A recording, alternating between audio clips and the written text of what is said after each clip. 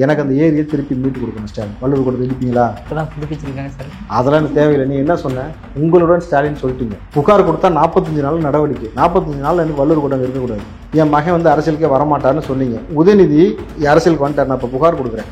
அவர் அமைச்சராக இருக்கக்கூடாது, அரசியல் இருக்கக்கூடாது. செய்வீங்களா? ஸ்டாலின் இதுக்கு மேலேயாவது புண்ணியத்தை சேர்க்கறதுக்கு ஏதாவது வழி பண்ணுங்க.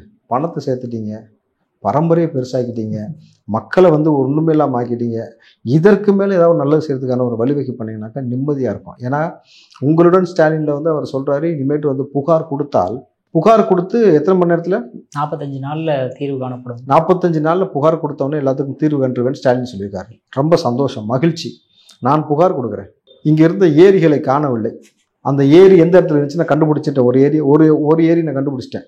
வள்ளுவர் கோட்டை இருந்துச்சுல, அந்த இடத்துக்கு அது கீழே தான் ஏரி இருக்கு. எனக்கு அந்த ஏரியை திருப்பி மீட்டு கொடுக்கணும் ஸ்டாலின். வள்ளுவர் கோட்டை இடிப்பீங்களா? இப்போதான் புதுப்பிச்சிருக்காங்க சார். அதெல்லாம் எனக்கு தேவையில்லை. நீ என்ன சொன்ன? உங்களுடன் ஸ்டாலின் சொல்லிட்டீங்க. புகார் கொடுத்தா 45 நாள் நடவடிக்கை. 45 நாள் எனக்கு வள்ளுவர் கோட்டை இருக்கக்கூடாது. எனக்கு அந்த ஏரி வேணும். காட்டுங்களா? புகார் கொடுத்தா நீங்க என்னன்னாலும் செஞ்சு கொடுப்பீங்களா? நீங்கள் கொடுத்த வாக்குறுதி என்ன? என்னானாலும் சரி, என் குடும்பத்திலேருந்து என் மகன் வந்து அரசியலுக்கே வரமாட்டார்னு சொன்னீங்க. உதயநிதி அரசியலுக்கு வந்துட்டார், நான் இப்போ புகார் கொடுக்குறேன். அவர் அமைச்சராக இருக்கக்கூடாது, அரசியல் இருக்கக்கூடாது. செய்வீங்களா? மூணாவது, தமிழ்நாட்டில் இருக்கக்கூடிய இந்த டாஸ்மார்க்கை பூர்ணமாக ஒழிச்சு கிழிச்சிருவோன்னு நீங்கள் சொன்னீங்க. புகார் கொடுக்குறேன். டாஸ்மார்க்கெலாம் இழுத்து மூடணும். 45 நாளில் டாஸ்மார்க் மூடணும். புரியுதுங்களா?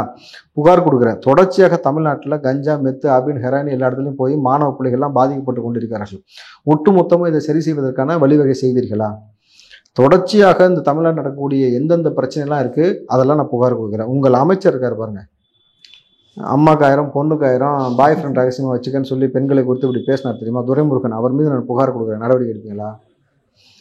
சிவாஜி கிருஷ்ணமூர்த்தின்னு ஒருத்தரை போட்டு வளர்க்குறீங்களா, சோத்தை போட்டு வளர்க்குறீங்களா, அவர் மீது புகார் கொடுக்குறேன். நிரந்தரமாக கட்சியை விட்டு நிற்குவீங்களா? எனக்கு வந்து ஏர் ஷோன்னு ஒன்று நடத்துனீங்க மெரினா பீச்சில், 5 பேரோட உயிர் போயிடுச்சு. அந்த 5 பேர் குடும்பத்திற்கு என்ன நீதி கிடைச்சது, என்ன நிதி கிடைச்சதுன்றதுக்கான எனக்கு தெளிவு வேணும். அதற்கு எனக்கு நீதி வேணும். அதற்கு நீங்கள் வந்து புகார் கொடுக்குறேன். செஞ்சு கொடுப்பீங்களா? உங்கள் ஆட்சியில் கள்ளச்சாராயம் நடந்தது. பல குடும்பங்கள் தெருவில் வந்து அழிந்து நாசமாகி போயிடுச்சு. கரெக்டுங்களா? அந்த குடும்பங்களுடைய வாழ்வாதாரம் நலிவழிந்து கிடைக்கிறது. அவருடைய வாழ்வாதாரத்தை உறுதி செய்வதற்காக நான் புகார் கொடுக்குறேன். அந்த குடும்பத்திற்கு என்ன நிதி கொடுத்து என்ன சரி செஞ்சு அந்த வாழ்வாதாரத்தை மேம்படுத்த போறீங்கன்னு எனக்கு ஒரு விஷயம் தெரிஞ்சிடும். நீ 10 லட்சம் கொடுத்துட்டு அதோட முடிஞ்சு போச்சுனாக்கா அந்த 10 லட்சத்தை வச்சு ஒன்றும் செய்ய முடியாது. இதை விட மிக முக்கியமான விஷயமாக பரந்தூர் விமான நிலையத்தை குறித்து நான் புகார் கொடுக்குறேன்.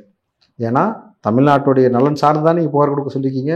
என் நீர்வளம், என் நிலவளம், என் மண் வளம், இங்கே வாழக்கூடிய உயிரினங்கள், இங்கே இருக்கக்கூடிய உணவு எல்லாமே ஒரு ப்ராஜெக்டில் அழியுதுன்னும் பொழுது அந்த இடத்தை தேர்வு செஞ்சது மத்திய அரசு கிடையாது, நீங்கள் தான். கரெக்டுங்களா? அதனால் நான் உங்கள்கிட்டயே புகார் கொடுக்குறேன். அந்த இடத்த மாற்றிட்டு வேறு இடத்த மாற்றி கொடுங்க. இதை சரி செஞ்சு கொடுப்பீங்களா? இதை விட மிக முக்கியமானது, இந்த அப்பான்னு ஒரு வார்த்தை எங்கள் மேலே திணிச்சிங்க பார்த்தீங்களா, கட்டாயப்படுத்தி, அதுக்கே புகார் கொடுக்குறேன். அதை நீங்கள் வாபஸ் வாங்கணும். இனிமேட்டு அங்கே உங்கள் எவனுக்கு நான் அப்பன் கிடையாது, உதயநிதிக்கு தான் நான் அப்பன்றதை நீங்களே பகிரங்கமாக சொல்லணும். ஸோ இதை தாண்டி ஏகப்பட்ட புகார்கள் இருக்கிறது. ஏன்னாக்கா எத்தனை மாணவிகள் பாதிக்கப்பட்டிருக்காங்கன்னு ஒரு விஷயம் இருக்குல்ல, அதை தாண்டி இங்கே சமூகத்தில் இருக்கக்கூடிய பிரச்சனைகள் எல்லாத்தையும் பெரிய நீண்ட பட்டியல் போட்டு வச்சிருக்கிறோம். அந்த பட்டியலுக்கு எல்லாத்துடைய புகாரையும் நாங்கள் தருவதற்கு தயார். நடவடிக்கை எடுக்க நீங்கள் தயாரா? முதல்ல இப்போ ஒரு 9 புகார் சொன்னேன்ல, இந்த 9 புகாரை தீர்த்து கொடுப்பாரான்னு கேளுங்க. கொடுத்துருவோம். கொடுத்துட்டு சரி செஞ்சிருவோம். முதல்ல வள்ளுவர் கோட்டையிலேருந்து ஆரம்பிப்போம். சரிங்களா?